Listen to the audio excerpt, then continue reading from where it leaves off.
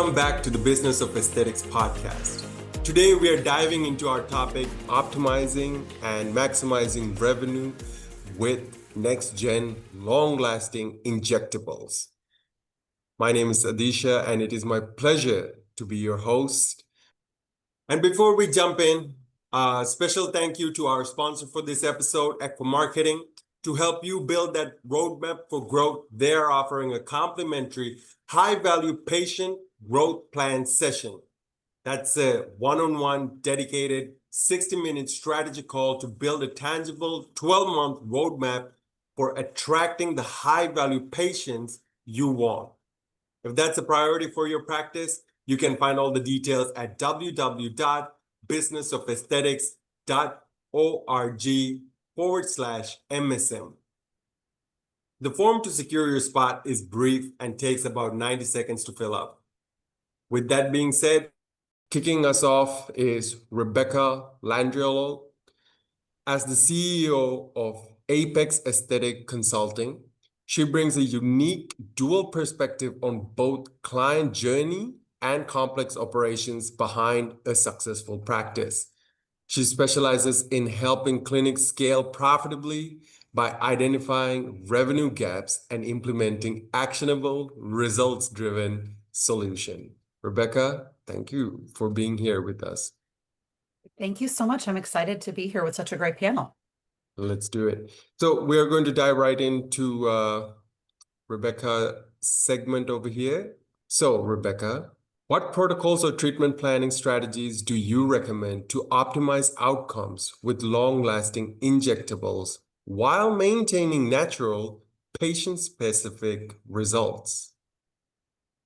Yeah, I think one thing that I touch on so often with my clients and in these webinars that I've done, with the Business of Aesthetics before, is really talking to providers themselves about what it means to do lifetime treatment planning and how to perform a really excellent comprehensive consultation. Because I think that, especially with something like biostimulatory fillers or next-gen injectables, they are not the only solution to the concerns that the patients are coming to, to our providers with. And so I think it's important when somebody books a consultation for something like a biostimulatory filler or the other next-gen injectables that are out there, is to really sit down and have conversations with those patients about what it is that you're looking to achieve, because injectables are not the only tool in our toolbox, right? So I think sitting down and having a really comprehensive consultation, list of questions that you've prepared in advance that you go through with every single one of your patients so that it becomes muscle memory. And then you're able to really articulate why, as the provider, I know you've come to me, you've booked a consultation for this service, but as the provider assessing your skin and asking these questions, what I think that we should do is, and it can certainly include that injectable that they came to you for that treatment, but we may need to address the skin in other ways. We may need to address, stacking modalities with an energy-based treatment to provide the best results. And when you have a really deep conversation with the client about what their treatment outcome expectations are, you're really able to handle, the discussions of, we do need to combine this with this, or we do need to, maybe start off with this specific treatment and build ourselves up to this specific treatment. Or yes, you really are a great candidate for a biostimulatory filler, but we might want to also do a little touch up with a traditional HA. So I think when you have those conversations with the client, you really talk about how, one single syringe that you've come in, or one single vial of something that you've come in for a consultation may not meet the treatment outcome expectations of that patient. So when you have those really strong conversations that set you apart as a subject matter expert, and you're giving them a lifetime treatment plan, I think we can ensure much better clinical outcomes, because we're not just doing what the patient has asked us to do. We are actually providing them with a comprehensive treatment plan, a lifetime treatment plan that will build upon, both patient loyalty and, of course, leading to more successful outcomes. Okay, can you give us an example of where you have done both, right? Given a comprehensive lifetime plan versus just having that singular treatment plan for that day, perhaps. Sure. What, how, I think what the lifetime treatment planning step is really just the first step to set yourself up as the expert in their care. And the reason mm, why I think that is so important is that often, and I've already seen one of the questions that's come up is that they are concerned that often what the patient is looking to achieve doesn't align with their budgetary concerns. And I think when you set yourself up as the subject matter expert, that this is the everything that we need to do, you can start to flesh out what some of their objection will be early on. And of course, mm, there's always going to be the objection that something might be outside of the patient's initial budget, especially if your prices are online. They see one vial of Sculptra is X amount or one syringe of Radiesse is X amount. They've come in to that consultation thinking that's the most that they're going to spend. But if you do a really good job of setting yourself up as that expert. If you end mm, up just doing the one thing that they came in and asked you for as a jumping off point, you will still have driven, hopefully, some patient loyalty so that when patient's budget might meet up with what the treatment recommendations are, they're going to come back to you, right? Because you didn't just have them come in, answer a couple of their questions about whatever injectable, inject them and send them on their way. If they are mm, then disappointed in the result after we've just talked to them about that one treatment, we've done it, we've sent them on their way, they're going to be disappointed in you, not knowing that it's possible that they just didn't get enough because they let their budget get in the way. But if you've mm. explained to achieve the results that you're looking to achieve, we need to do this energy modality. We need to do this many units of toxin. We need to do this many syringes or vials of the biostimulatory filler. I understand we're not going to be able to do all of that today. We can start with the thing that's going to make the most impact, or we can start with the thing that you are looking to do. Just understand, I want to let you know ahead of time that your result might be a little underwhelming because these are the types of treatments we have to kind of stack on top of one another. One syringe is never enough, one vial is never enough. And if you have that honest conversation with them and they come back and they are a little underwhelmed with that initial treatment result, they're still going to come back to you because they're going to say, you know what, she was right, he was right. I got to figure out a way to pull that budget together and get that treatment plan she discussed.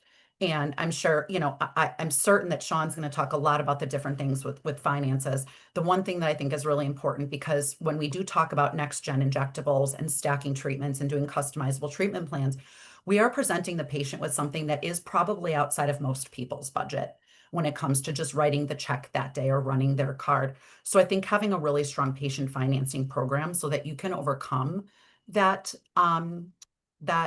objection to their budget is a good idea for every practice, no matter how small, no matter how big. Having a strong patient financing program is very important with these types of treatments. Okay, Rebecca, thank you very much for that answer. I think our practice owners here tonight can really take away the fact that perhaps they're coming in only for one treatment, but you should really look into the whole lifetime of treatment that they might need to achieve the result they're looking for, because they're coming with one understanding, but you being the expert and solidifying yourself as the expert is key to earning not only just trust, but also managing expectations. So thank you. Now, Rebecca, what are the steps a practice should take to ensure that all injectors and team members are properly educated on both the clinical protocols and patient communication strategies for these next-gen products? So I know I said the last question was my favorite one, but this is the one I've most been looking forward to. I think one thing that all of these companies, and this is not just injectables, this is the skincare companies, this is device companies. The unfortunate truth is that they alone, whether it's their clinical team or their reps, um, they're not setting any providers up to succeed, unfortunately. So I think one of the things, there just is a gap between where people need to be to launch these treatments successfully and what tools they're given when they make their purchase. So the first thing that I recommend is not to bring any treatment on at all if you do not feel like you can launch it successfully on your own without promises from whatever rep.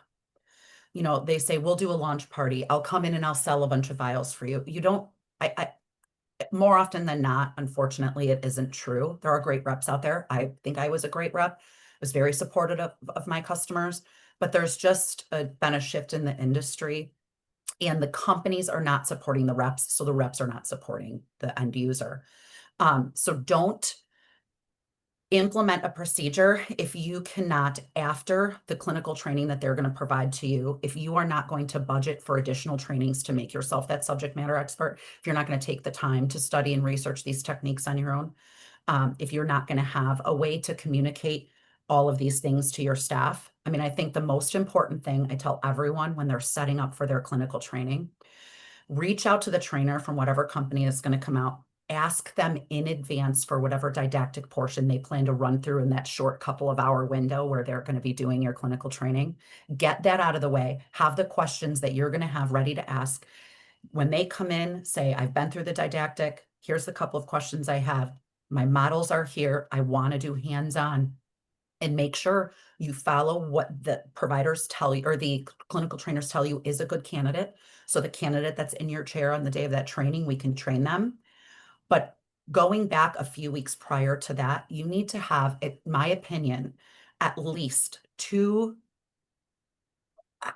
I'd say 24 people already booked in that first week after your clinical training, whether you do a model call, whether you're giving complimentary treatments, whatever it might be, that the day after your clinical training with that trainer, you are now treating patients and you are creating a muscle memory for these treatments, because that's where your clinical confidence is going to come. And it will never come just from whatever trainer they have sent out to you to do that training for that 3 hours the trainer's there. So knowing in advance, I'm going to book all of these, I'm going to book 12 or 13 patients. I'm going to have, and you can ask the rep to support you with additional product. You can, potentially place an order so that you're pre-selling these models and you're recouping some revenue from bringing these treatments on, and you're becoming really clinically confident. When you're in that room with those 13 patients over the course of that week, have your front desk sit in on a consultation, have your esthetician watch you inject, have anyone else, because the whole team collaboratively will hear what questions our patients are asking, how we're responding to them as a provider, and you're going to create just a kind of a collaboration or a team building educational experience around launching these services. And I think that's where we won't see as much of a disconnect between what our front desk staff knows, because maybe we didn't invite them to the clinical training with the trainer. And I know everybody's rooms are small. We've got a clinical trainer, we've got a model, we've got the injector. We can't have the whole team in there, watching a clinical training. But that's why I really like that whole week to be dedicated to everyone honing their skills with that specific treatment. Okay. And I think like that ties back to the previous answers as well, really getting the whole team educated and up to date so that they can have that authority from where they speak about the treatment, and that can really incite a certain patient loyalty or client loyalty, right? Yes, Is that right? that's exactly right. Okay, fantastic. And Rebecca, how can practices use next-gen injectables to differentiate themselves in an increasingly saturated aesthetic market, especially when competitors are offering similar products? Yeah, so I think one of the things, and this goes a little bit around marketing these treatments. I mean, for one, if you are setting yourself up to be the subject matter expert and you're doing these comprehensive consultations, you are going to already be better than the med spa next door, because there are so many brand new providers and brand new businesses that are just, again, maybe we're doing Groupon or Google ads for really cheap injectables, and they're just seeing patients as rapidly as they can and not building any loyalty. And there are so many of your competitors, I will assure you, are like hamsters on a wheel. So if we do differentiate ourselves in that way, I think that helps. I think the other thing is, and I am personally allergic to social media. So everything I say, just to know that I don't do it for my own business, and I'm well aware. But I do think that, getting in front of the camera as the provider, talking about why this new product or this new treatment or this next gen injectable is, really changing the game, and why you've chosen to add it to your treatment offerings in these short reels, talking a lot. I think the thing that is Our patients today are so savvy. They know so much more than they did when I had my practice in 2008. I mean, they're so savvy. They have access to so much information. And so what we know is trending in aesthetics, because of what we're seeing from the influencers within our industry, our patients are as well. There isn't that layer between we're seeing what's trending first and they're seeing what's trending later. We're all learning at the same time. And the truth is, all of this regenerative medicine, the biostimulatory products, making a move from natural results and away from augmented beauty. I think that's what they're looking for. So if you point out in your marketing, whether that's, and I'm not saying you have to necessarily do a video, but if one of the things in terms of launching these products, you're saying, this is different than filler you may have had before. This is different than an injectable you've tried before. And here's why. And it is more natural, or it is going to at least create a more natural process, within your skin. That's why myself, as the owner of XYZ Med Spa, has said, I really want to bring this on as an adjunctive procedure to all of the other things I'm doing. So I think explaining really why they're different and getting that out there in our social media and our marketing and our newsletters and our emails to our clients as we're getting these models and as we're, you know, um, trying to launch these procedures into the practice, I think that will help just alone help differentiate you from every med spa in every corner that's just doing all the regular, you know, as I like to call it, general aesthetics. Okay. Thank you very much for your very comprehensive session, Rebecca. And Thank you. I hope the audience took away some key actionable strategies from that. And if you, of course, have further questions, please do engage. The Q&A section is there. The chat is there. It's all for you. So thank you once again, Rebecca. Thank you. And yeah. Now we are going to move on to the financial side of things. And we would like to welcome Sean Duncan for this segment. Sean is a nationally known strategist and CPA whose passion centers around educating business owners on proactive businesses, tax, and financial strategy, helping them achieve both their professional and personal goals. Sean, thank you for being here Thanks for with having us. me. All right. I'm the curveball, guys. Now we're going to talk tax and accounting nerd. You weren't thinking that was coming. Oh, but we're going to make it fun and exciting, aren't we, Sean? Oh, heck yeah. In fact, actually, before we dive into tax nerd stuff, I actually want to double down on something that Rebecca was talking about. We're talking about sales and sales choices. I encourage you Yes. guys to go out and look at the concept called the decoy effect. Go Google it, you'll learn it. It's essentially the psychology between the choices of three. So when she was talking about patient comes in and they just want this injection, and really we need to do a treatment plan, there's actually a lot of psychology around choices of two create stress and anxiety, but choices of three create comfort. And so what you do is she's spot on. But if treatment one they came in was for 20 bucks, and what she really recommends is something that's 75, ooh, 75 sounds expensive. Have a third choice that's 350, the decoy, that makes the thing that you really know they need at 75 much more attractive. And so when you're trying to get into that sales psychology piece of it, when you're giving those choices, the better treatment plan is actually going to make you more profitable, but also better serve their needs, which will create greater client fulfillment and happiness. That's the way to go. You can leverage the psychology of the decoy effect to your advantage. So just a little trick there. I thought I'd share just since it was jumping out of my brain as she was talking. Right. Yeah, that's a pretty neat trick, Sean. And a very actionable one too at that. Yep, for sure. Okay, now hit me with tax nerd. What would you guys, and by the way, feel free in the questions, ask any question you want. Try to catch me off guard. I'm happy to. That's even better. So Sean, as a practice grows, how should a practice owner go about choosing an entity type and why should they care? The why they should care is actually it has a whole bunch of effects. There's a bunch of different entity types. I'm not going to go through a whole lesson on it, but just know that the type of entity you choose has both a legal and a tax ramification. Different ones have different levels of protection. And think about it this way: if somebody sues your business, can they punch through and take your car, your cat, and your dog? Can they take your personal stuff because of some action or activity of the practice?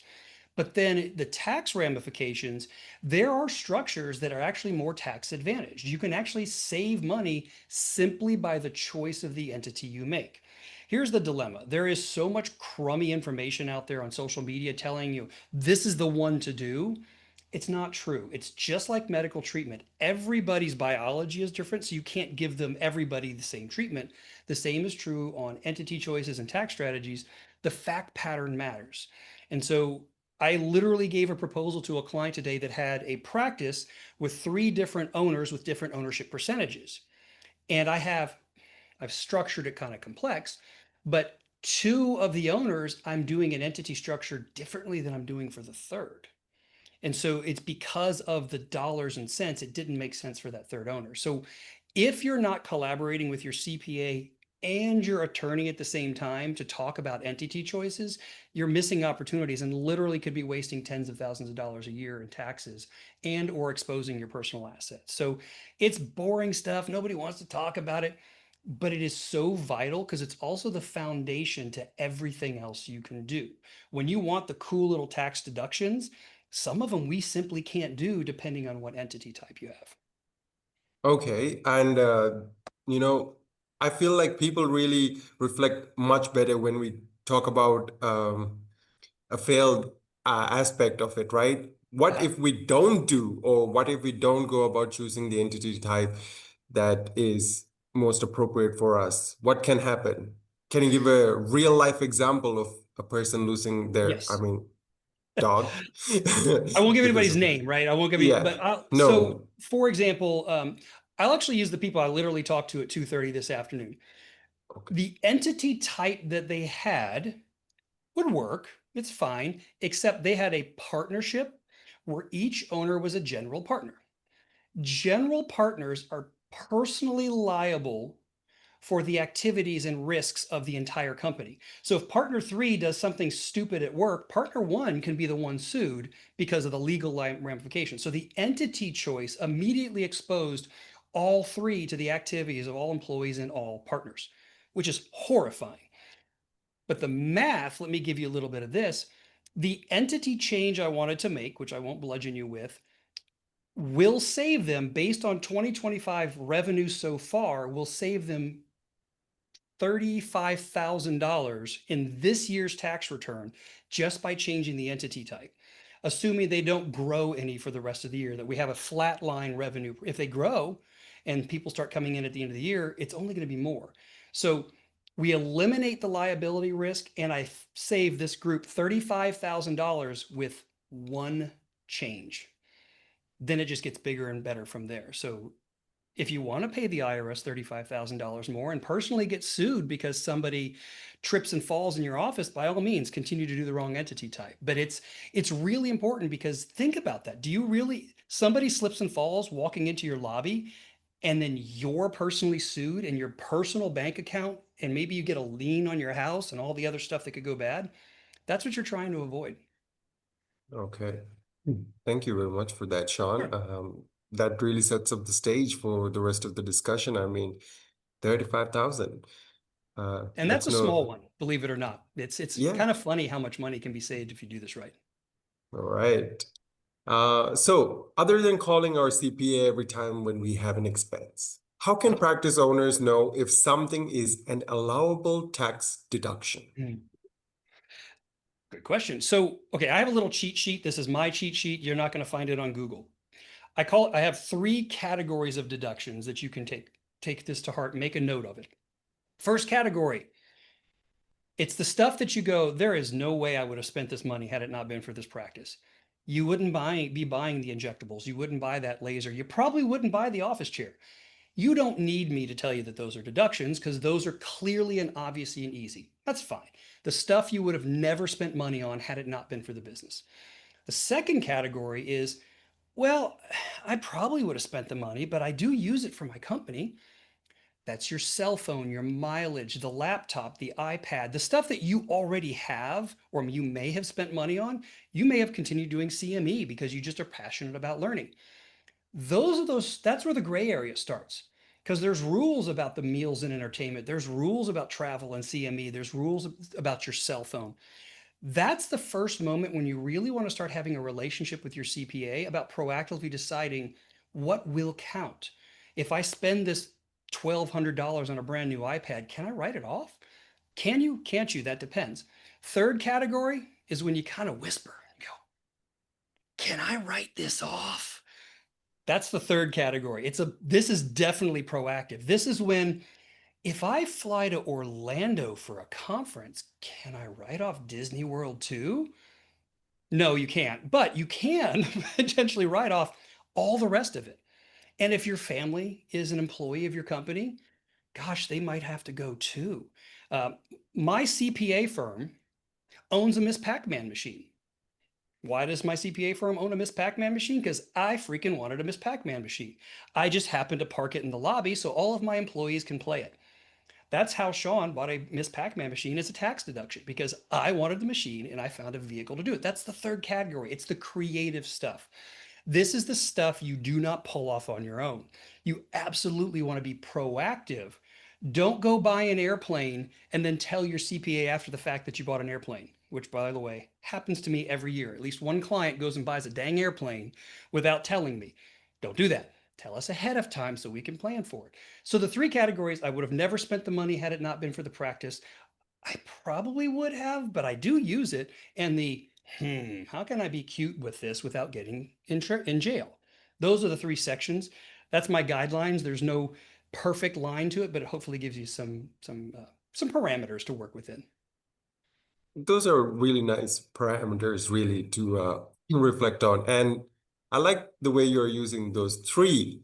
I don't know if that's also part of it, but It wasn't a decoy, trust me. It legitimately was a deduction. okay. And what are some of the common mistakes that you see practice owners make as they try to grow? Oh my gosh, there's so many. I'll say from the first and foremost, I mentioned this, I kind of hinted at it before. Relying on TikTok and social media for your business and tax advice. This is whether it's marketing, it's sales, and acting on it, especially in the world of accounting. This is like going to WebMD and realizing, oh no, I have cancer. I better go buy some off the shelf thing and inject it. Like, how terrifying is that concept? How many people do you know are ordering medicines overseas and shipping them back because they read something online and then hurting themselves? Financially, you're doing the same thing. You see somebody on Facebook say, everybody must be an S Corp. Or, if you open a practice in Puerto Rico, you only pay 4% tax. But which, by the way, is a legitimate rule, but it has rules around it. But people go and act on this stuff. And then when you go act on it, cleaning up the mess is so much more expensive than just soliciting the right advice ahead of time. So first and foremost, please educate yourself. I mean, Rebecca mentioned this, is people are educated. That's good. Educate yourself. But then ask the professional how it applies to you, your unique fact pattern. That's one. The other one, depending on what stage of business, actually, there's a lot in my head, but commingling. If you want to screw up your whole world, if you want to eliminate the asset protection of that entity and you want to really expose yourself to audit, don't separate your business and your personal life. And what I mean by that is, again, rules. I like cheat sheets and rules. You, the business owner, with a few exceptions, there's rules, may at any time pay for stuff on behalf of your business, and we should be able to turn that into a business deduction. But the business may never pay for anything on behalf of you. Your business cannot pay for your car lease. It cannot pay for your mortgage. It cannot pay off your personal credit card. If you have your personal bank account linked to your QuickBooks and it downloads in there, you are commingling. And when you commingle, think of it this way. If you're in court and the angry lawyer on the other side is trying to sue you and they go, well, sir or madam, we see that you don't treat your business and your personal bank account separately. So when I sue you, why should I sue only the company? I feel like I should sue you too. You haven't created a separation. That commingling is massive. If you don't understand how that works, why it works, that's absolutely a moment to go talk to your CPA. Sit down and understand how these processes work. It could just be as simple as creating a brand new separate bank account. Because again, depending on your entity type, you might have different rules there. But the whole purpose of all of this and how this all integrates to what we're talking about is I want to make sure you guys are keeping as much money as you possibly can. If you follow Rebecca's advice and you find ways to increase sales and your revenue's going up and you're creating all these new products and patients are come flying in, what actually hits the bottom line is what you get to keep.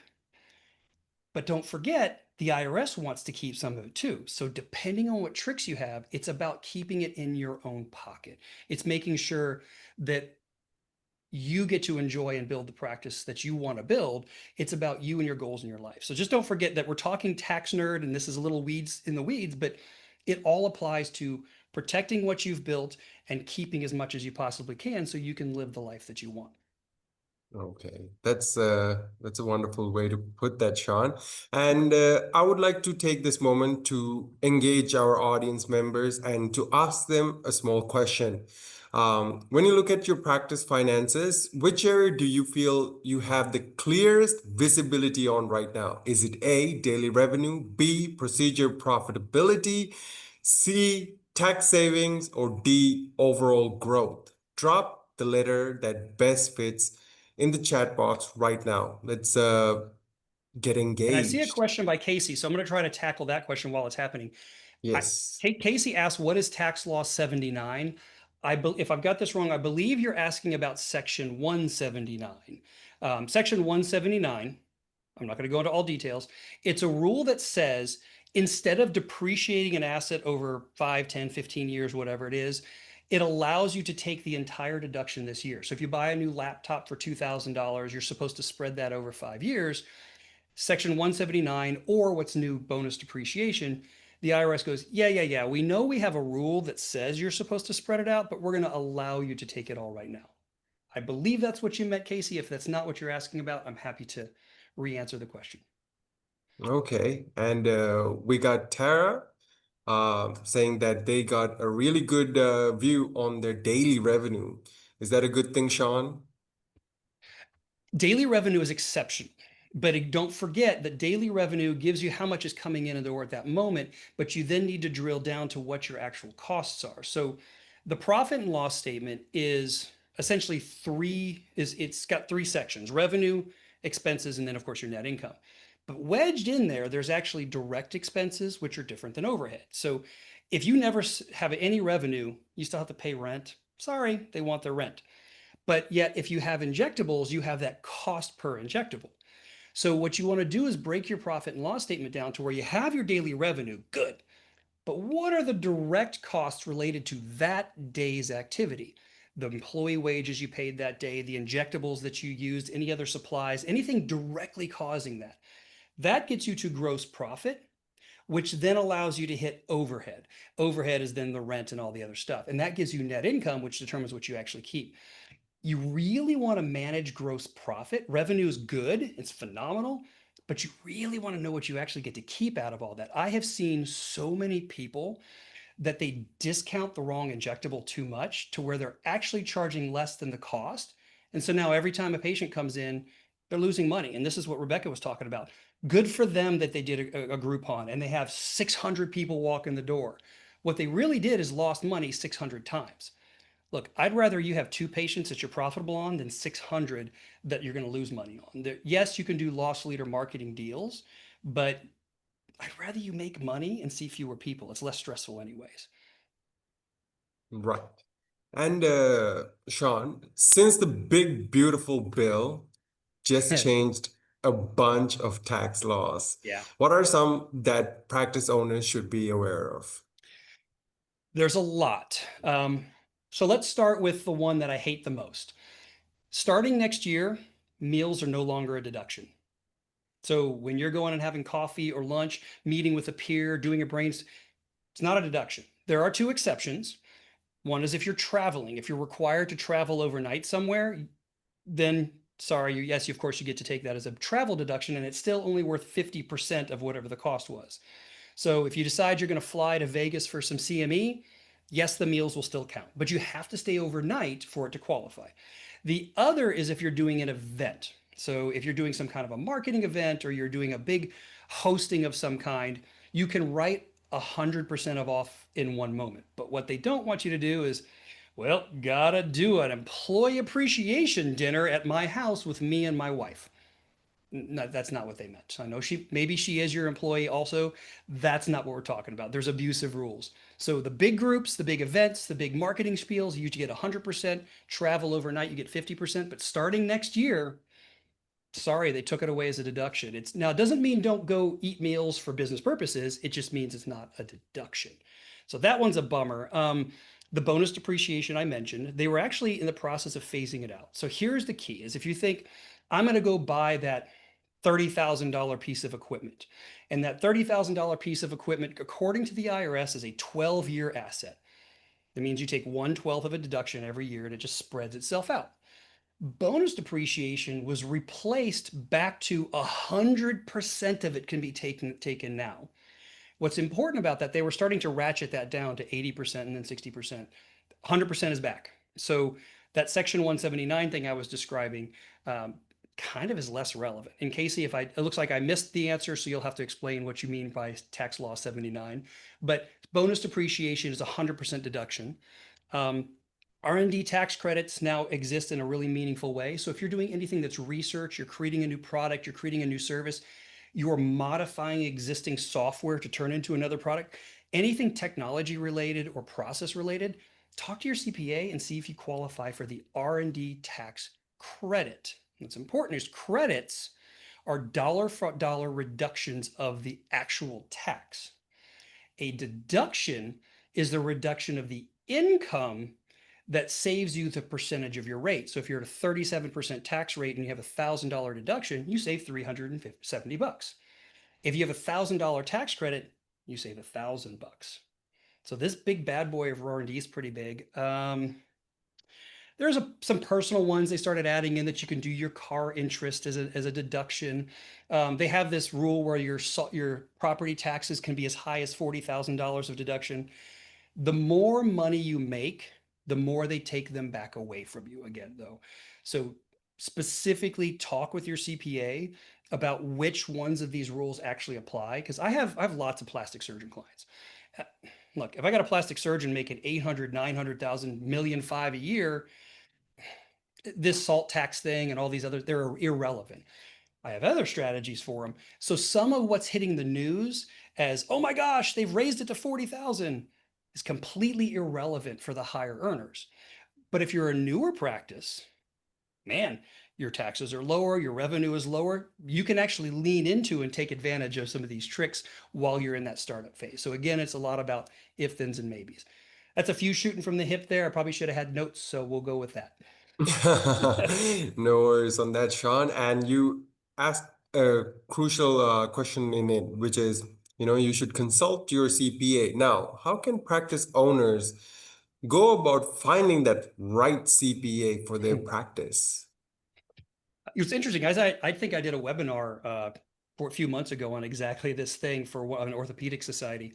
In short, they need to know what the heck you do. Not every CPA, well, one, they don't even have to be a CPA. They could be an enrolled agent, which is allowed to represent in front of the IRS. And they may not even be either. They just may be brilliant at accounting. That's fine too. But they do need to understand the nuances of what you do, because a construction accountant is not the same thing as an oil and gas accountant, which is not the same thing as a medical specialist. It just really is different training. We have niches. We have 3 very unique niches: medical practice related owners. We have software developers, and we actually have a lot of expertise in real estate. That doesn't mean we turn everybody away, but there's some that if you're a lawyer, we don't help you. There's a whole different set of rules. So understanding what their specialty is. And some of them will go, oh, we help everybody. Do you? Also think about the types of services you need. If you don't know what I mean by that, there's a whole laundry list of different services: tax, bookkeeping, consulting, audit work, mergers and acquisition deals, cash flow projections. Think about what it is that you're looking for your CPA to do. What type of help do you need? Look, if you just need a tax return filed, there's a bajillion of us out there. But if you're needing specialized, proactive front-end consulting, not all of us do that. In fact, actually, one of my side businesses is coaching other CPAs how to start doing that, because we're terrible at it sometimes. So think about the services you need, and then do not underestimate the value of bedside manner. Because If they cuss you out and make you feel like you're dumb, they're jerks. Doesn't matter how smart they are. We have a saying at our office: the client will actually never know if we're good at what we do. They only know how we make them feel. We actually care about what's going on with you. We have a responsibility to be good. And this again ties back a little bit to what Rebecca was talking about, is you got to make them feel like you care. You're not just selling them a thing. You're trying to take care of them. So you want your CPA to actually take care of you. Now, again, if you don't care, you're like, look, dude, just do my freaking tax return. I want to pay as little as possible, and I don't care about advice. Shut your yap or fill out my form. There are CPAs that are like that. If you want them to be belligerent and talk down to you, trust me, I've met those guys and gals too. Figure out what it is, and do you click? Look, if you don't like them, you don't like them. And they do not have to be local. Do not overvalue, I can walk down the street. Do you really intend to go walk down the street and talk with them? Look, we aren't that fascinating. You don't want to have to come in and hang out with us all the time. There's a lot of great professionals that do virtual work. Look for that stuff. And there's big firms, small firm, there's lots of other variables, but that's some of the stuff that I lead with. But do you like them and do you trust them? Gosh, that's so huge. Okay, Sean, with that, we are concluding the segment of finance. We really appreciate your segment, Sean. Thank you very much for your valuable advice. Now we turn to the engine that drives growth, marketing, with Naren Arulrajah, the CEO of Echo Marketing. He leads a team of over 250 professionals dedicated to helping practitioners dominate their digital landscape and transform their practices into multi-million-dollar enterprises. Naren, pleasure to have you here with us. Thank you so much, Adeesha. I'm really glad to be here. I see there's an awesome set of panelists and awesome set of guests here. So thank you for everything you do. And as the founder of this community, I'm really happy that I'm here. Okay, superb. Let's dive in. Right. So Naren, with next-gen long-lasting injectables becoming available, how should aesthetic practices position themselves online to attract the right kind of patients? Yeah, this is a good question. And I am glad everyone here is thinking of growing. As we all know, we are in a time where, people have a lot of choices, and also money is not abundant, right? I still remember, like during and after COVID, where when people were coming out of the whole COVID shock, they spent a lot of money on things like beauty and so forth, especially after COVID. Now things are back to normal. They have, they're back to traveling, back to doing all kinds of other things. Therefore, you are now competing with all the different ways they can spend their money.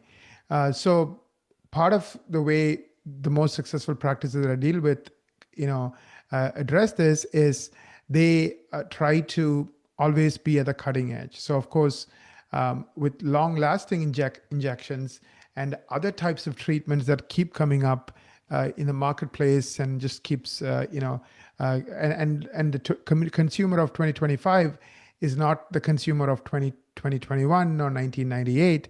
They have information in their fingertips. Literally, they can go to Google today and they can type in whatever they want and they'll get an answer within less than a second.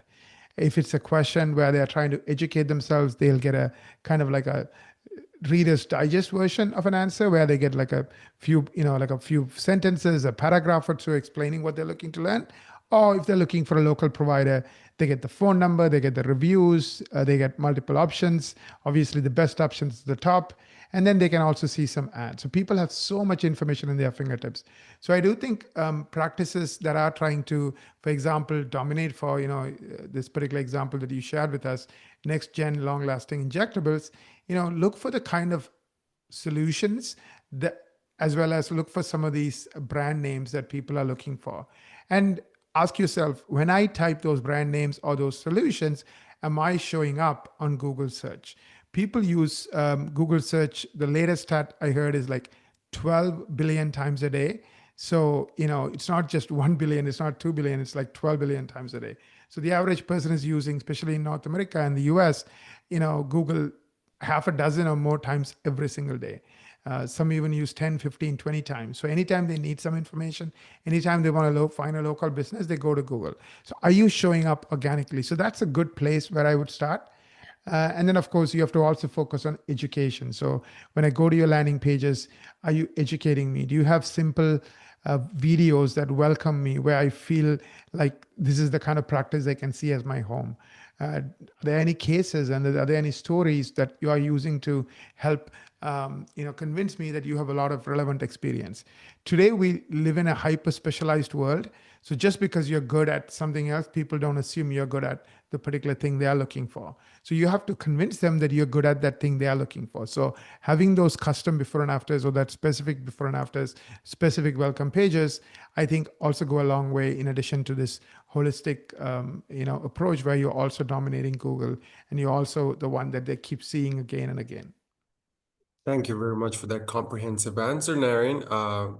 Really, today it's a very specialized world. Everyone is tech savvy. They know what they want and they are looking for the right fit. So how important is patient education and proof, like reviews, short videos, when promoting premium injectable treatments?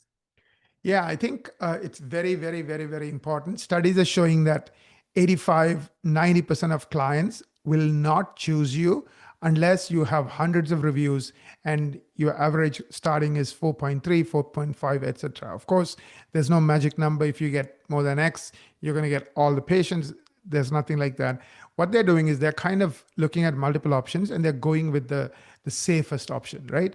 Again, there's a threshold. Like if you have 3,000 reviews versus 400, I'm not necessarily sure if the 3,000 reviews made that much more of a difference. But they're also looking for specific things they're interested in. So, for example, if they're like typing, whatever they're looking for, and you show up both on Google Maps and on AI Overview and on regular search, you are much more likely to dominate Google. You're much more likely to, be the one that they're willing to choose. So I do think, reviews are critical, and reviews are critical both in terms of increasing the amount of people who are willing to trust you. They're also critical in terms of you showing up more and more on Google Maps. So I do think I would definitely lean into reviews. My goal would be, is your practice getting 10 or more Google reviews, and ideally what I call love letter reviews every single month. And like I feel like the most successful people, they don't do 3,000 things. They do a few things again and again and again and again, and they do it well. I alluded to reviews, and like getting 10 or more reviews is one of those key things they do again and again and again. Right. As well as you alluded to something called love letter paragraphs. Can you explain a little bit on that and what is the difference between that and just a regular review? Yeah, that's a great question. I do think many people think all reviews are good reviews. I kind of, having done this for 18 years, I kind of, would beg to disagree. And the reason I'm disagreeing is I know how Google works and I know how people work. And when we looked at our data and when we looked at our studies, for example, when you have these paragraph reviews, they are showing the character of your practice. They're showing how good you are, right? So, having a practice that has those paragraph reviews is telling Google that you are good for very specific things and people really love you. And when Google, and also Google can't index 3 stars or 4 stars, but it can index 30, 40, 50 word paragraph. So it looking for keywords. For example, customer care or, customer service, or they treated me like family. If people are typing in any one of those keywords and those keywords are in that review, the chance of you showing up both on Google Maps and on regular SEO goes up. And many people, it would even allude to the kind of treatment, the reason they came to you. So even those become your keywords. So that's one of the benefits of paragraph reviews. And we also noticed that, it's kind of like the people who get paragraph reviews get more paragraph reviews. In other words, it's like even the ones who are writing reviews follow other people who have written reviews before them. So if they notice that you tend to, get paragraph reviews, they would take the time to not stand out and just give you 4 stars or 5 stars. So it's almost like, think of it like, a big snowball, like rolling down a hill.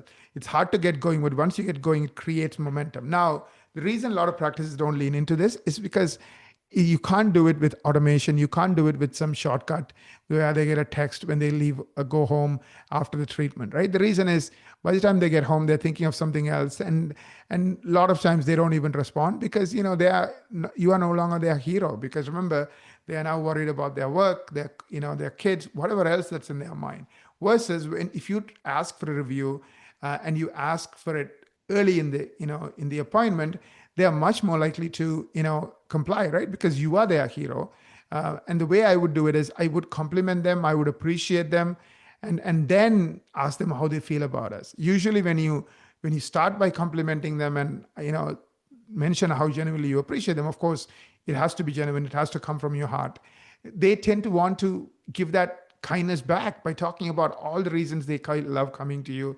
They might talk about, hey, I love the team, and I love the fact that you remember about what's important to me, like my garden, and you keep asking about the things that are important to me. So I feel like coming here is not just going to a clinic. I feel like coming here is going to a place that I want to go to because the people here care and they are here to look after me. Right. So when they're complimenting you, that's the moment. Again, going back to Dr. Robert Cialdini, who talked about influence, that's the moment when people are much more likely to give reviews. Now, as part of our marketing team, we have around 300 people, 14 different teams. 9 of them work on Google. One of those 9 teams is focused on Google reviews. And what they're doing is they're maintaining a Google My Business page, because Google changes its rules literally on a weekly, monthly basis, literally 10 times a week. So as Google changes its rules, we have to keep things updated. The second thing they're doing is every review, Google recommends somebody should respond quickly. So they're also looking at all the reviews coming in on your behalf and then replying to them. Of course, if it's a negative review, they would check with you to understand what to say and make sure it's responded properly. My advice on negative reviews is don't sweat it. I know many of you are perfectionists, so you will sweat negative reviews. Instead, focus on getting positive reviews. And of course, there are some times when you get reviews that are not necessarily true, where somebody's trying to take advantage of you, and somebody's trying to, for example, I see this when a disgruntled employee quits and they write these nasty reviews. So in those cases, I would lean in and I would use Google's rules. And again, this is what our marketing team does, and contact Google to get rid of that review. So there are a lot of reasons, a lot of rules that if they violate, you can convince Google to get rid of those reviews. So there's no 100% sure way of getting rid of all negative reviews, but if they shouldn't be there because it violates Google's rules, you should definitely work on that too. So these are some of my tips around reviews. Think of reviews as one of the few things you need to do that nobody else can do, and that is very, very, very, very powerful. Like practice with 200 reviews is better off than one with 100. So just keep at it, get 10 or more love letter reviews, and love letter reviews are paragraph reviews. Thank you, Naren, for that. And having all those said reviews really backed up that point with regards to people really want to come to a place where they think and feel that they are cared about. So those reviews really help solidify that message before they even get on a call, perhaps even. So which digital channels, Naren, matter most today when it comes to growing awareness and patient demand for injectable treatments?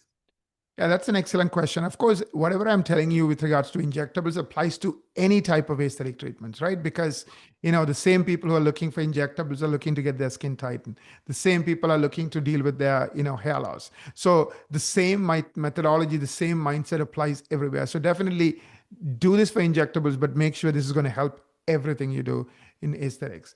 Now, this is a great question, especially in 2025. Many of us have heard of the AI boom. One thing that will not change that I'll bet my farm on, AI is real. It's here to stay, right? Like in other words, 10 years fast forward or 3 years fast forward, would we have more robots? 100%. Would we have these robots that are more powerful? 100%.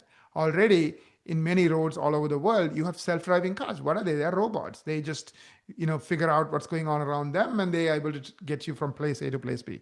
I myself love Teslas, and I have gone 100 miles, 200 miles, where I don't touch the steering. Yeah, I'm just watching over it, almost like a guardian, so to speak. But Tesla does all the work. So those trends, those underlying trends are here to stay.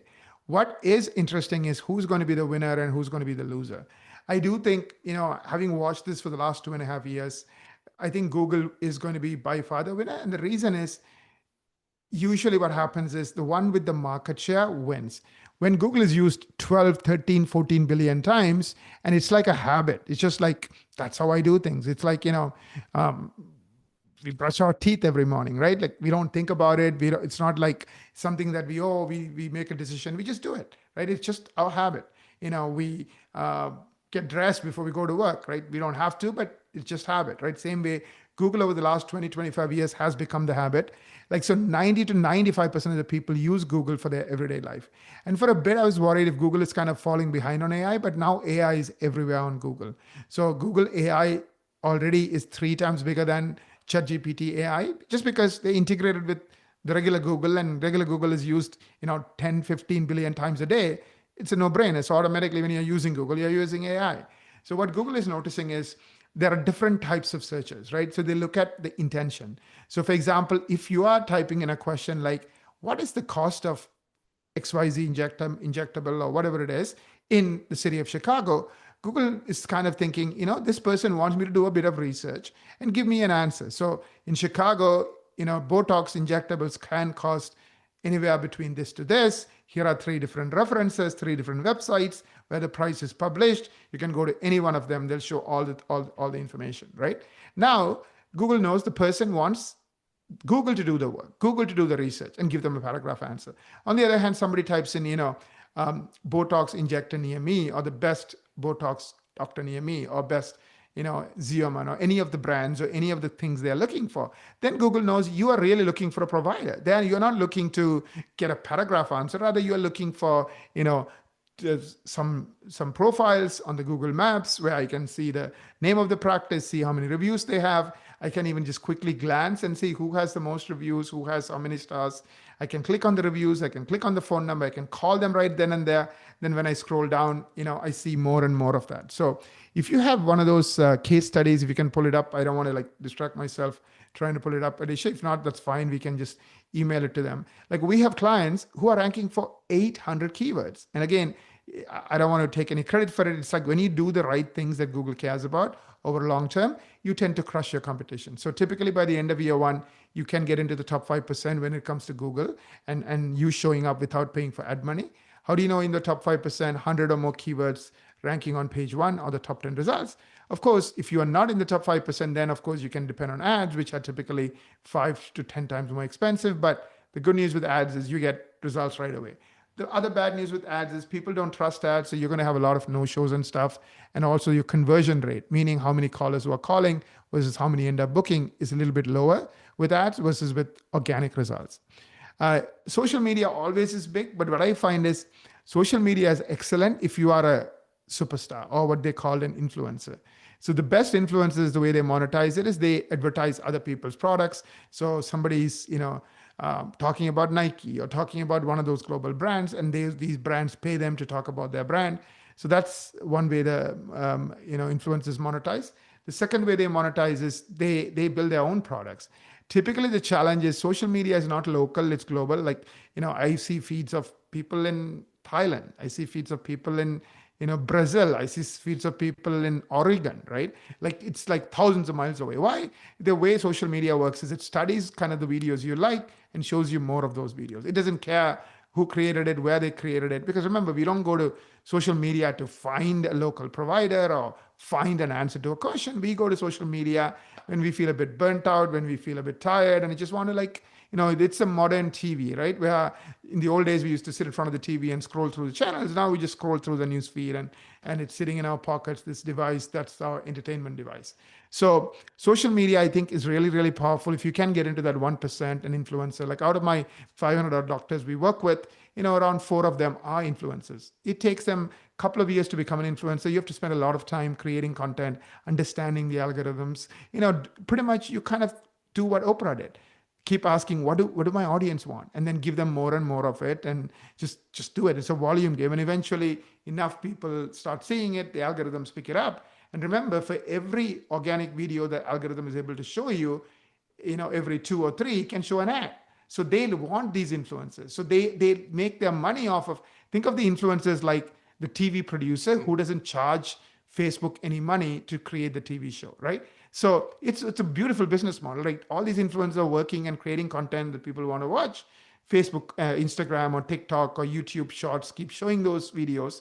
Now, every 3 or 4 videos, they show an ad, and ad makes them money. So again, you can rely on ads, but ads, I would say social media ads are even more expensive. I'm talking about when you compare it apples to apples, the cost of a new patient. And the reason is, the average person from social media ads is only giving you 5 seconds. So again, it's fast, but again, a lot more no shows. I do know practices, especially PE practices, they have a lot of money and they want to like get their numbers to a certain level and then sell. They do these things because it's fast, easy. So they do rely on ads. But I think if you're self-funded, if you're trying to build your business, I would focus on the fundamentals. Google reviews, dominating Google SEO. It takes an year, but anybody can do it as long as they have the right team behind them. And it's a fraction of the cost of ads and stuff. You're still not done. You still need those videos. You still need those cases. And finally, you need to pay attention to your phone experience. So when you put it all together, everything works. Okay, Naren. I mean, that was a very comprehensive answer. And of course, we're back again with your website being the king, the main point where you can create a digital sovereignty, right? And that can be done within a year. And once you begin dominating, you are good for a long time. Naren, how can practices reliably measure if their marketing around injectables is working? And this is not just in terms of clicks or traffics, but in real ROI. Yeah, absolutely. I do think the best way for you to know if your marketing is working, and this is a sin or mistake that I see 9 out of 10 practice owners make, and we kind of try to solve it as soon as you start working with them. You need to start tracking where your business is coming from. How do you do that? Put different tracking numbers. So if you're doing ads, put a tracking number for that. If you're doing organic SEO, put a tracking number for that. You are a celebrity, put a tracking number for that. So you can track how many calls are coming through each channel. Also, you can have separate landing pages, that way you can track, or you don't even need separate landing pages. You can insert different phone numbers in those, ads or those sources. So those phone numbers show up when, regardless of where they're finding you from. So it's a really, really important way for you to track it. The other thing you want to track is your missed call percentage and your conversion rate. In other words, if you're getting 100 new clients calling, but only 30% are booking, which is the industry average, that means 70% of the money you're spending on marketing is being wasted. And most doctors have no idea what percent of the marketing money is being wasted. So you need to know what's your conversion rate. Of course, if you are getting 70% or higher, then keep doing what you're doing. Don't change it. But as an owner, keep an eye on it. Don't ask your clients or your team members on how am I doing on conversions, because like I've never met a kid or anybody saying, oh, I'm crushed. I suck at it, right? Everybody says I'm good at it. So use data, use AI to figure out what's your actual conversion rate. AI should analyze all the calls and then give you insights on these are the calls that booked, these are the calls that didn't. And then if you're struggling, then get some coaching. That's something we do for our bigger clients who need to kind of perfect all parts of their marketing funnel. And we don't want somebody, only booking 30%. We want them booking 70, 80%. So we help them, coach them, we help them, we support them, teach them that kind of like the secret, so to speak, on how to convert clients. So know your ROI, track, and then compare, right? If you're spending $3,000 in social media ads and you only got 3 clients, then versus Google Ads is same $3,000, you got 8 clients, and SEO, $1,200 and you're getting 30 clients. Do more of the things that are the lowest cost and that are most effective, and less of the things that are the highest cost. That way you can keep working smart, right? As opposed to working, like just throwing money, and some dollars are working 3 times, 5 times harder for you than the others, right? So you need to know the data. So don't just keep, like I see another trend. They just do something, then they do something else, and they do something else. But none of these decisions to change is backed by data. Like, okay, what is the ROI? Which one is working best? Google SEO, the downside is it'll take a year for you to do well.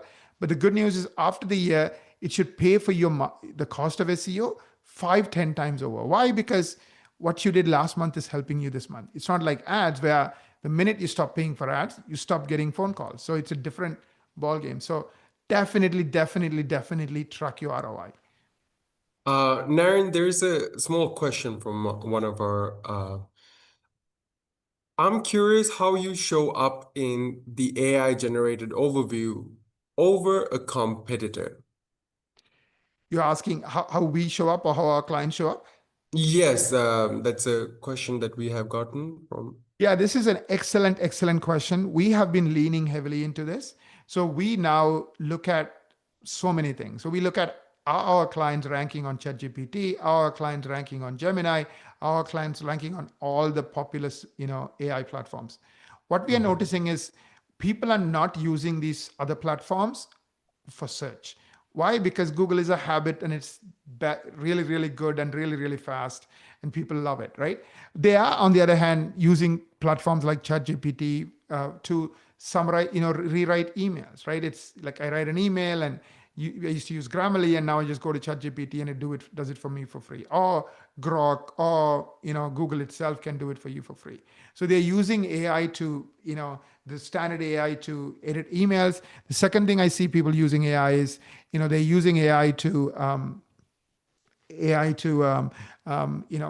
summarize things. So for example, there's a 30-page report. I don't want to read 30 pages. I'll give it to the AI and say, give me the one-page summary of this, things I need to know. Or you had a meeting and you don't want to go through all the minutes. There's 30 pages of minutes. It'll take you 30 minutes to go through it. And you're like, what are the key, to-dos from this? What are the key decisions from this? Boom, it summarizes and gives it to you. So people are using it to kind of, summarize. Those are the two big use cases. Edit, 60-70% of the people are doing that. Now, the way Google, we have been paying very, very, very close attention to Google. What Google is saying to us in a nutshell is,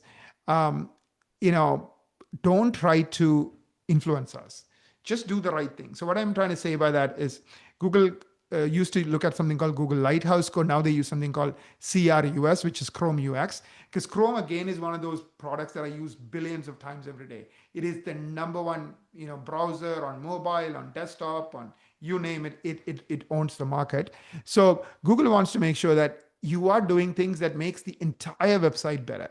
So the old days of, I'm going to focus on this keyword or that keyword or this phrase is gone. So Google is favoring people who are doing the right thing. Another thing Google is looking at is credentials. This is where your qualifications makes a big difference. Like you have particular, designations from a university, qualifications, certifications, and Google knows, university name. So if you have that university link to it, then it benefits you. Now, just because you went to the university, it's not done. You have to do those things properly on Google and you have to incorporate those things. So we are really, really, really heavily focusing on it. Anyways, if anybody's worried about whether you're ranking on AI or not, book a marketing strategy meeting. We'll show you how you are doing, how your competition is doing. The link is businessofesthetics.org/MSM. It's our gift to you. Pretty much, we do a comprehensive research on you and your competition, give you a report card, and more importantly, give you a plan. I do think you really need to keep up with the times. You really need to make sure that you are, getting ready and prepared for the world that we are moving into. So that means AI overview, AI mode on Google, all the other search, all the other new AI tools, you want to start showing up. Especially Google, because I still think Google controls 90% of the market, but of course the Google's AI pieces. One downside is the visitors to your website will come down because people can directly call your office from AI overview, or they can directly call your office from Google Maps. So the metrics are going to change too. So you have to keep changing the way you think about how do I measure success. Tracking numbers are still powerful. So make sure you have those so you know how many new calls you're getting. That's the holy grail. So always track where am I getting the new patients from, and then do the things that are costing you the least per new patient. Fantastic. Thank you very much for your time, Naren. We are now going to move on to the next segment. We have now come to Amy Ingle, a person who we are looking towards to ground us in real-world application. As a highly credentialed nurse practitioner and the owner of Sweet Spot Med Spa, she brings the indispensable in the trenches perspective on the latest injectable technologies and what it truly takes to create lasting results and patient loyalty. Amy, thank you very much for being here with us. Thank you for inviting me. Okay, superb. So, Amy, what clinical protocols do you find most effective in ensuring both safety and longevity of results with next-gen, long-lasting injectables? That's a good question. Safety is, I believe, one of the most important things that you need to establish as a protocol in your medical spa. Without safety, it leads to disasters, it leads to people that can get hurt, and it leads to a bad reputation. So when I bring on an injectable, one of the things that I do is I work with the rep that brings it on, and then also work with the clinical staff of that product. I've gone all over the world to some of the places that the products have been made, one being Geneva, Switzerland. I went last year to Toxicane to learn about how they make their fillers. And just having those experiences really gives you a perspective on the importance of safety. When I train my clinical staff, I have about 7 staff members that do procedures. I always start with let's be safe first. We go over what's most important. We learn about what's in the product. We learn about how it's made and how we can best use it the safest way. So one of the things when you're using any kind of injectable, you have to be very careful about where you are injecting it. So because every anatomy is different, I mean, my facial anatomy is different than your facial anatomy by some slight millimeters or, just some asymmetry. You have to be very aware of what is under the skin. When you're putting a needle into the face or the body and you're injecting a product, the last thing you want to do is inject it into a blood vessel. That's probably one of the most important things that we learn about where the blood vessels are in the face. Like, I'll just talk about face, not body, but in the face, so that we can avoid these issues. Also, how we inject it. There's ways of technique. Technique is really important to learn how to inject the product so that you are staying safe. And then also, what are you using to inject? What kind of needle? What kind of size of needle? Are you using a cannula that isn't sharp on the end, that can glide through the skin and not puncture a vessel or decrease the chance of puncturing a vessel? When we do cause bruising, that is normal. We maybe go through a vessel, but when we sit in a vessel and we inject that product, that's when it gets dangerous. And so there's lots of warning signs when we are in the face doing any kind of injection with filler that we can watch for.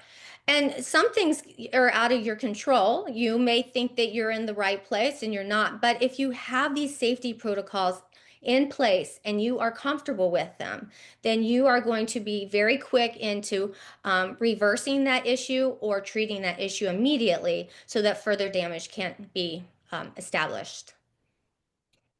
Okay. Now, Amy, how do you approach a patient consultation to set those realistic expectations while still highlighting the advantages of the newer injectables? Yeah. Consultation is probably one of the most important starters of taking on a new client. Right when a client comes into your spa or medical practice for the first time, the first person they see is the person at the front desk. That is a very important person because they are the first thing that that new client sees, and that's a first impression. The second most important, I believe, is a consultation because that is a foundation that is going to be placed into the patient's chart to then build upon over the years. Over, a couple of years, they may be there, they get older, and it's just nice to have that foundation. So there is that expectation, oh, I need Botox today because of some of the lines, but I know that down the road, as I get older, I may need filler or I may need like a CO2 laser treatment. So that consultation of not just what you need right this second, but let's look at the whole picture. And I know Rebecca touched on that too, and that is very important. When I do a consultation, I always go from head to toe and we talk about many different things. Talk about skin, laxity, with clearness, anything that they may not be happy with. Why did they come into the spa? What's their number one concern? They may say, oh, I don't like my tear troughs. I have very dark circles under my eyes. But you notice that they have loss of volume in their cheeks. So instead of just filling with filler under the eyes, let's start with the cheeks because you may not need filler under your eyes. So there's always things that the client may think they need, but in reality, it might be something that we need to treat totally different. So just setting those expectations of, I see what you see, but let me tell you what I see. I always hand a mirror to the client and I let them look in their face in the mirror. And then I will go over the areas of concern that they have and then also recommend other things. When I first started as a new injector, I'd been a nurse for like 20 plus years, but being an injector is a total different thing. I worked in the hospital, NICU, PICU, ICU, ER. But when you're working with somebody that comes in and they look at their face every day, multiple times, it's a different kind of nursing. It's a different kind of experience. And, you have to take into consideration, you may think something looks fine, but it bothers them. So even though they may see those dark circles under their eyes, they may need something like a laser treatment, a chemical peel to lighten the tissue, or they may just need filler in their cheeks. So like I said, just putting out what the expectation is this may not treat you immediately. We may need to do 3 of these. Or if we start doing derma filler in your cheeks, you're probably going to have to come back every year for a tune-up. I call them tune-ups. Because as you get older, you're going to have more and more facial volume loss. I do have some clients that come to me and they say, well, if I start this and I say I get filler in my cheeks or my lips every year, and then I stop after 5 years, am I going to look worse? Is it going to make my skin worse? And what I say is, well, in 5 years, you're going to be 5 years older and you're going to get used to looking younger and more rejuvenated. So once you stop those treatments, you will feel like you look worse and that the product made it worse, but that's not the case. It's just that you've been used to just treating your face and feeling more like aesthetically beautiful, by looking at yourself every day and knowing that you're doing these treatments. And when you stop them, then you're going to notice that things are going to go back to where they were. But it does not hurt. It does not make your skin worse or make you older faster. Okay. Amy, one of our audience members wanted to ask, what is next gen? Sculpture and Redis have been around for over 15 years. So I'm so glad this question was asked. I was hoping someone would ask this because it's very exciting. So the latest fillers on the market is made by a company across seas. It's sold by Evolus.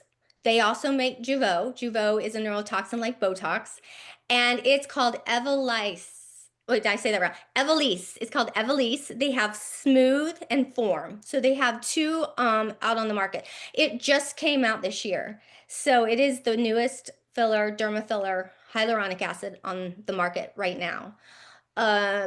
It's a really nice product. I got to go to Paris last year and try it before it was FDA approved in the US, or brought into the US.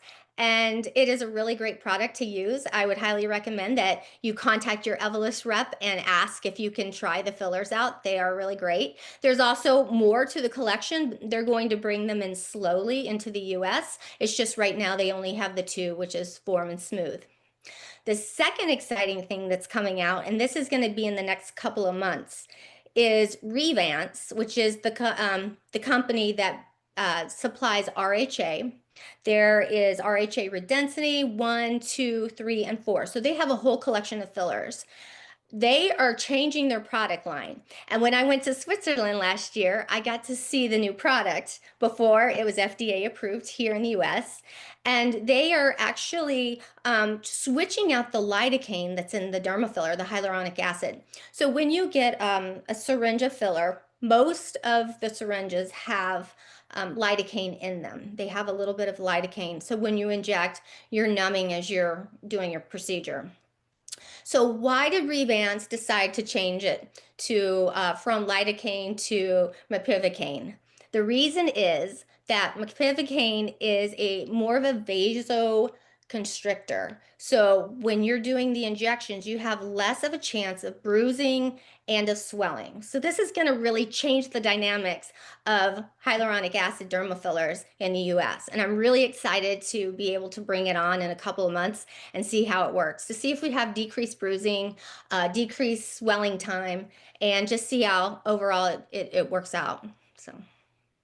Okay, thank you very much for that, Amy. I really hope our audience member got the answers they were looking for. Um, and now, can you share some strategies for integrating long-lasting injectables into a comprehensive treatment plan? I know Rebecca spoke a little bit about this early on, especially when patients are also interested in energy-based devices or other regenerative treatments. Really appreciate your clinical perspective on this, Amy. Yes. So that again comes back to the consultation. You know, a consultation isn't just for the first visit. You really should do a consultation every time your client comes in. It doesn't have to be as comprehensive as the first time a new client comes in, but you should always be doing some type of consultation to better improve their look or help them feel better about themselves. So if someone comes in and they say they would like an energy-based type of treatment, let's say IPL, intense pulse light therapy, which we use a lot in Florida because there's a lot of hyperpigmentation due to sun exposure. So we have clients come in and they'll have dark spots on their skin and they'll want them removed. And they just don't like how their cheeks look, or they just don't like what is going on around their mouth. Well, they may think it's just the skin color that's bothering, but it might also be that they have volume loss. When we turn the end of our 20s and 30s, we start to lose collagen in our skin. Everyone starts to lose collagen.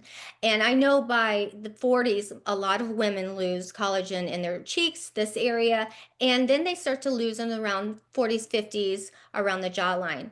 So someone may come in and request that we do IPL treatments on them, and I think that's great. I think everyone in Florida that is that can come and do an IPL should.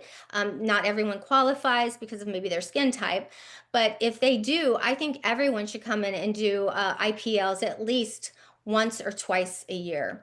So when we do our consults and we recommend that, we'll also recommend, you have a little volume loss. If we just plump that area out a little bit, then that may also look a little bit better to your eye and make you feel a little bit more youthful, like you've gained a little bit more of that youthful look, and you've rejuvenated your skin. So we like to use the energy based for skin textures, skin color mainly, and then when we use the derma filler, the injectables, that's more for volume and for fine lines.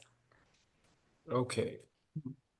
Now, Amy, what role does ongoing training and hands-on practice play in helping injectors stay confident and consistent when using these advanced products? Yeah, very good question. I just started a training program, so I'm training um, MDs, DOs, dentists, nurses, PAs, NPs on this exact thing because there's so many people that want to get into this industry. I mean, hey, it's cash pay.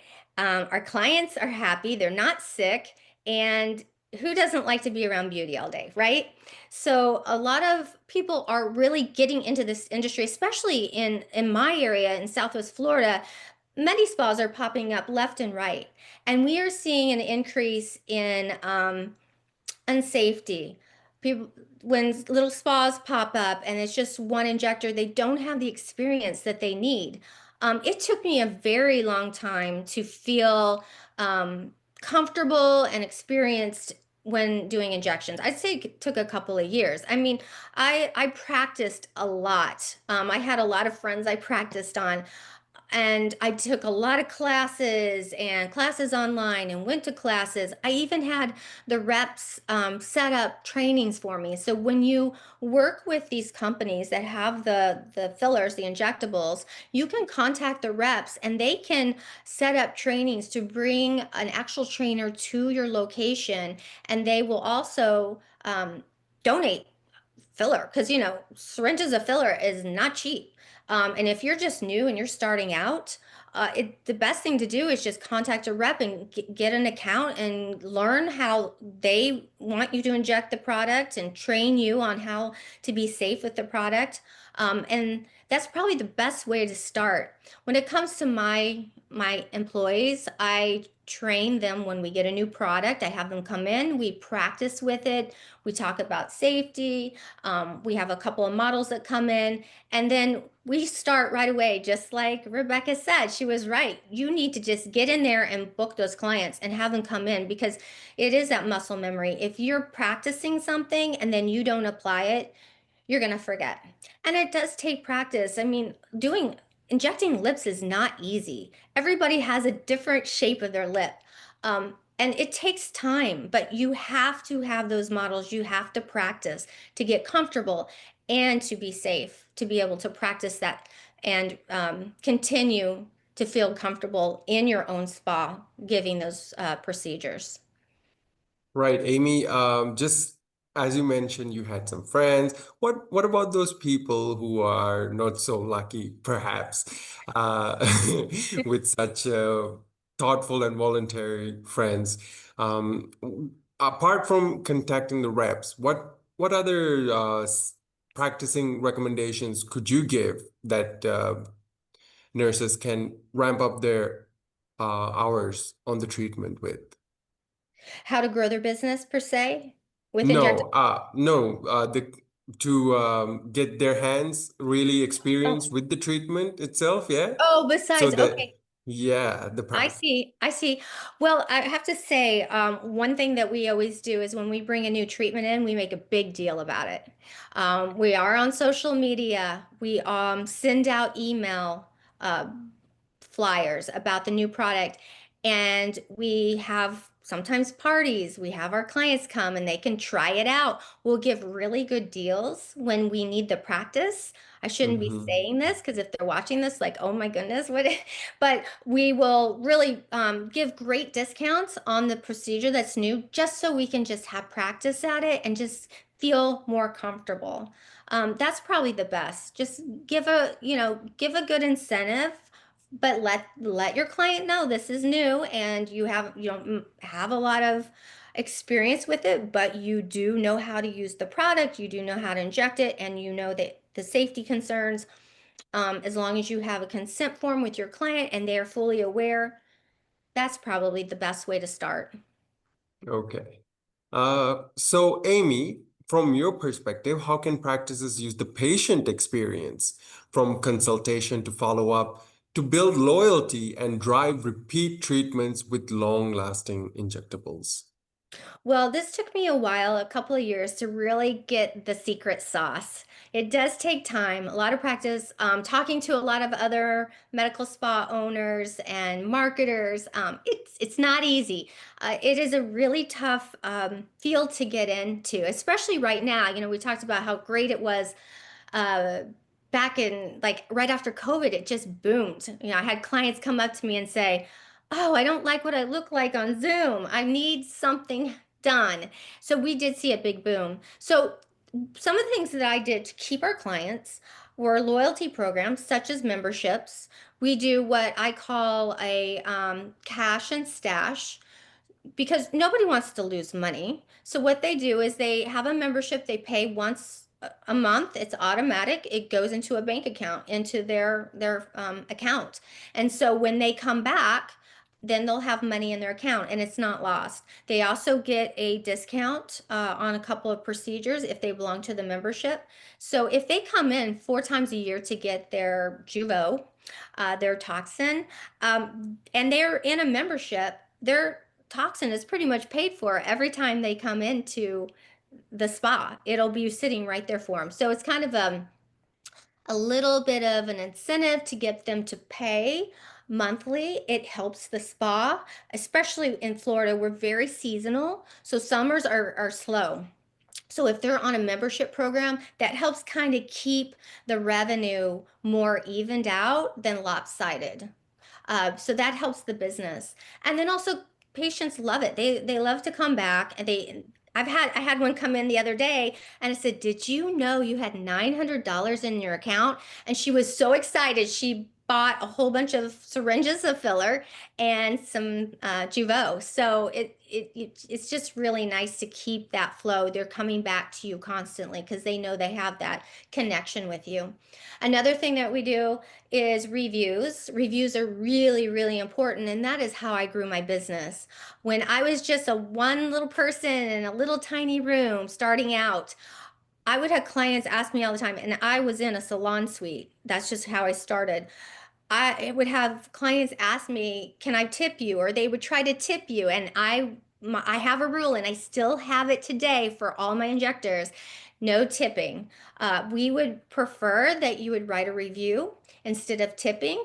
Keep your money, save that so you can come back again and get the treatment or get something else that you like. But please don't tip us. Just give us a review because that means more to us at this point to really, feel the love and just feel appreciated. So I like to do that. We do a couple other things throughout the year to help with the transition and to keep our clients. We have Sweet Spot Day. My business is called Sweet Spot Medi Spa. So every year we have Sweet Spot Day, and it's a big party that I throw on for my clients. I also do gift cards close to, I have the party close to Christmas, and I have the gift cards ready to go. So when they come in, they get like buy $100. Well, this is just, I think I do like buy $200 gift card, get $50 added to it. We blow it out of the water when we have the Sweet Spot Day with our gift card specials. People just go nuts. And it's great because it's right before Christmas. Everyone's getting gifts for their family and friends. We also do one thing that I wanted to mention. We just had it today. We do it every once in a while, maybe like 5 times a year. We have Jeuveau specials. So today was Jeuveau back to school. And what we do is we discount the Jeuveau at a reasonable rate. We're still making, we're still making revenue on it. It's still a money maker. But it's nice because it's been so slow through the summer because we are seasonal that it's nice to bring in a group of clients all at once, give them a special deal. And it really helps kind of even out that slow time as well. We had 66 clients today, so it was pretty. And I think, yeah, they're just finishing up. So it was a big day today. So I'm pretty excited. We'll probably do it again in November because it's 11/11 day, which is, what 11's ours. The glabella, we treat that with toxins. So we just kind of try and find really cute things to market to bring in clients, and they remember it. They'll ask us, "Are you going to have that back to school special again? Are you going to have 11/11's Day?" They really look forward to those special events that we have. Oh, that's so cool, Amy. And I mean, having 66 clients just today and still making the time to come and spend this 2 hours with us, it's really amazing. Just a quick clarification on the cash and stash. Do you have an expiration date for that stash? No, Oh, not at okay. all. It's our clients' money and they can spend it however they want, but in our spa. But no, there's no expiration. No. I Okay. wouldn't feel comfortable doing that. I'd feel like I was stealing, kind of taking from them. I want to be fair, and I think they're more apt to, when they know it's cash and stash and there's no expiration and they get discounts, they're more likely to sign up. Because I did have someone today, I talked to someone about the membership, and she goes, "Oh, well, I don't think I would be here every month to pay that monthly." And I said, "Oh, no, no, no. It's cash and stash. So you don't have to come every month. If you just get toxin every 3 months, then come in and use your cash and stash every 3 months." So, Okay. yeah. With that, Amy, we are going to wrap up our session here tonight. Thank you once again to all our panelists. That wraps up our deep dive into optimizing outcomes and maximizing revenue with next-gen long-lasting injectables.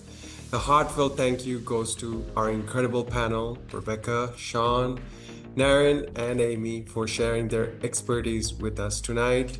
And to all of y'all in the audience, we hope this session has provided valuable insights and inspiration to elevate your practice And just a final reminder, our sponsors at Equa Marketing are offering that complimentary consultation. This is your chance to get a customized roadmap for your practices grow.